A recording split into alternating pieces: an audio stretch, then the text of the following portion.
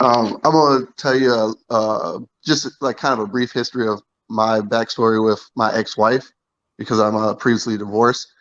Um, with being in the military, they tell you kind of structured and everything. They tell you to try to date within 2 to 3 years, have her move in, and then like once when you guys feel like you're compatible, then you guys should marry. So I pretty much followed those steps to a T. I got a black girl, and we were cool for the first 3 years. We moved in together, and then we ended up moving from Georgia to Florida. That's important. And so then, like, once when we got married, her personality just drastically changed. She was basically trying to control how the money worked. She basically got out of college and stopped working in Georgia. She was just like, I'm going to find a job um, within Florida. And I could tell that she wasn't looking because she would go out to party sometimes with her friends.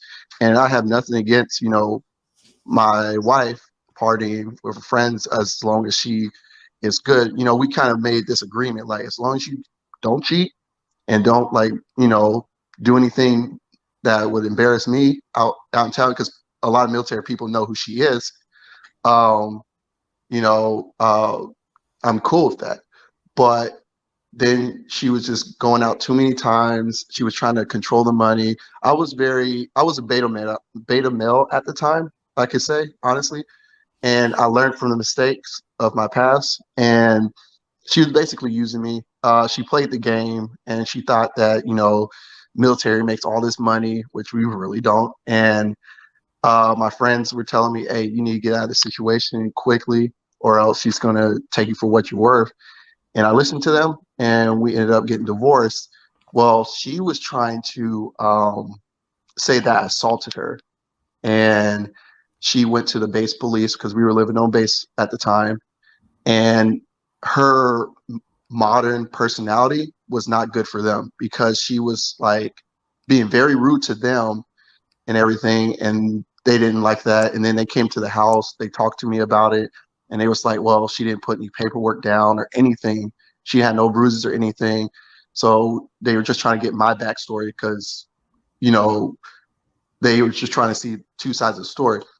So the way I feel like the legal system is broken is when we went to court to settle this, she cried in court saying that she was afraid for her life because I am military police, and that I could bring a gun to the house and assault her or whatever. And the judge, she didn't have any proof. And I had proof. I had plenty of proof that I didn't do anything to her and everything. And the court system or the judge took pity on her because of her crying. So they said basically that I can't have a weapon within the house for a year. And everything else was just kind of just thrown away.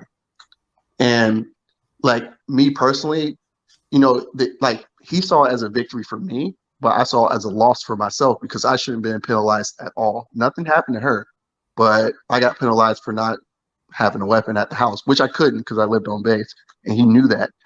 And it's just that's kind of how the legal system failed me at that point because even the bailiff came to me and was just like, "Yo, this shouldn't have been how it went down. Nothing should have happened to you or whatever."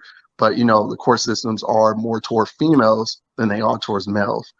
Even if they have no proof, as long as they go in there and they kind of sort of dress nice and they cry, I mean, it's going to lean towards them. Crazy. I've always said this. A lot of these male judges are absolute simps. It's Hmm. crazy that they can't see what's happening. All the lies that's happening against men. But all she's got to do is wear makeup, dress good, smell good, and they become amored by her. It's disgusting, man. I'm telling you, simps are just as bad as these modern feminist women. Just as bad. And a Hmm. lot of you simps, you're making it bad for every single man over here. Like, man Oh yeah. up. But the King GJ, thank you, bro. I will add you to the panel on later on. Let me Okay. go through everyone first. But thank you for Hey, that, bro. can I say one last thing? It'll be quick. Yeah, yeah, go on. I can honestly say, like I said before, I was a beta male. So I was probably a simp at the time for her. And I woke up. I got out of the matrix, like you guys keep saying. I got out of the matrix and I woke up. I was able to go to Japan right after the situation was over, thank God, and found out how real women act. And like this whole passport thing is real. So, but that's all I Yeah, want to say. we got to speak more about Japan, but I'll come back to you later on, bro. Okay. Oh, no problem. Awesome.